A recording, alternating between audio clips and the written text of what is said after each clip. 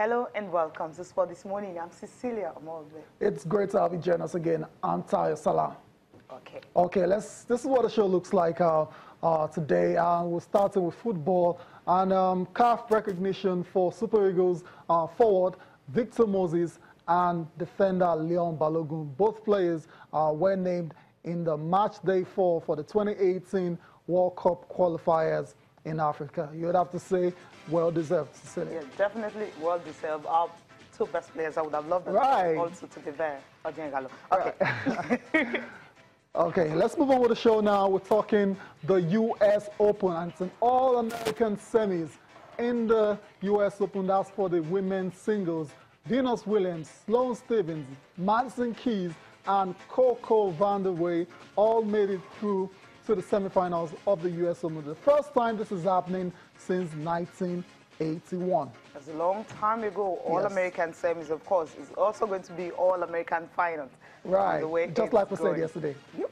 Okay. Right, but this one, okay, we saw it coming. Federer having struggled and struggled and struggled. Well, when he came to meet someone who has beaten him before in 2009 to win his sole and only Grand Slam, he just couldn't pick up something because all through the tournament, he hasn't been good. So the most anticipated match between Roger Federer and Rafael Nadal at the U.S. Open will still not happen. Woo. Okay, that Potro make sure that's what happens. Oh, what a match that was. I mean, Cecilia, we talked about how there's a real possibility of this happening. The Potro, the only issue we had was that, okay, played a very tough quarters against Dominic Thiem. Yeah, that was a very, very tough one. 5 sets, took forever, well over 3 hours. So we thought perhaps he might be a bit tired, and Federer was going to take full advantage of that situation, but that wasn't the case. And yeah, he just had to do it at the U.S. Open. His lone Grand Slam title came at the U.S. Open, defeating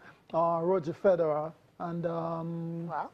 It's only right, you know, he's done it again this time. Okay, now let's start from the very beginning. Yeah, where do we start from? Well, Coco Vandeweghe and Madison Keys. Okay, we're anticipating All-Americans semis, and it had to happen. Pliskova, talking about world number 1, she is out. So not just out, she will have to stop being world number 1. It was a very short time. And Gabriel Muguruza, who exited earlier, she is, from Monday, she is now the current world number 1. Talking about Coco Vandeweghe, I mean, I didn't see this because she had to really dig deep to ensure that she got something out of it. First set went to tiebreak 7-6, and the second set, she won convincingly 6-3. Right. Coco Vandeweghe, I mean, like I said yesterday, tough matchup for her going up against world number 1, Caroline Pliskova. I just felt there was a chance for her. I felt she had a good chance of progressing into the semifinals. She had to really dig deep. Like I said, first set tie break, but the second set was very, very easy for Coco Vandeweghe, who goes on now to face Madison Keys in the last 4 in New York. And you have to say it's a very happy day for American tennis because all these ladies are just having a ball at Flushing Meadows right now.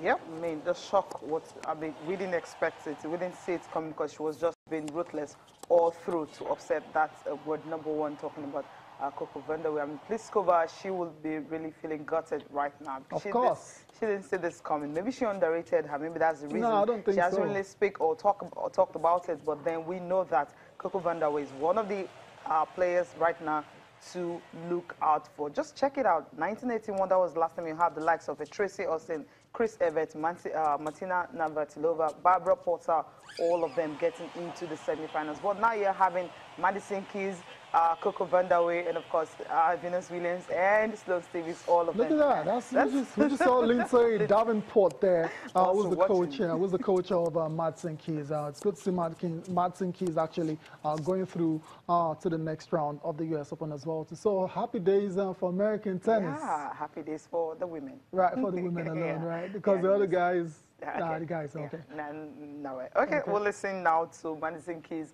Excited that they're having 4 Americans in the semifinals for the first time since 1981.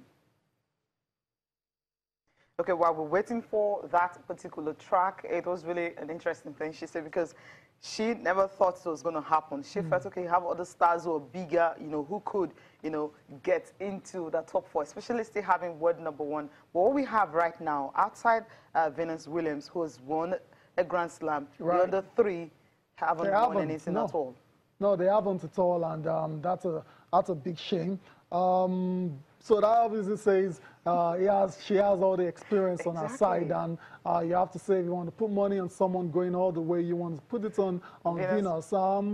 But you can't be quick to, you know, just count out the other girls that have. I mean, Sloane Stephens as well, so she's playing the best tennis of her career. You know, after overcoming that very terrible and long injury, you still have Coco van der Wey, Madsen Keys, who's got a coach that has been there, done it before, that she's getting inspiration from. So I'm not totally going to rule them out, but I totally understand why and if Venus Williams is the odds-on favorite now to go on and win the first Grand Slam in New York for a very long time. Okay, we'll listen to Madsen Keys now. I mean, it's, you know, really amazing, not only for myself, but just for, you know, American tennis. And, yeah, I'm really excited and, you know, proud of all of us for getting this far and having it going to be, you know, USA all the way. All right. Okay. Now let's talk about the men. Talking about Rafael Nadal and Roger Federer. We'll start with Rafael Nadal. Right. Now, when Rafael Nadal defeated Rublev, I mean, everyone says he actually taught the youngster tennis lessons. So he was anticipating that Roger Federer was going to beat Juan Martín del Potro. He felt because he had it so easy, it was also going to be easy for Roger Federer. But then it wasn't to be. But then let's focus on this. Let's do Nadal first of all. So, yeah, tennis lessons. 6-1, 6-2, 6-2. So easy. Yeah.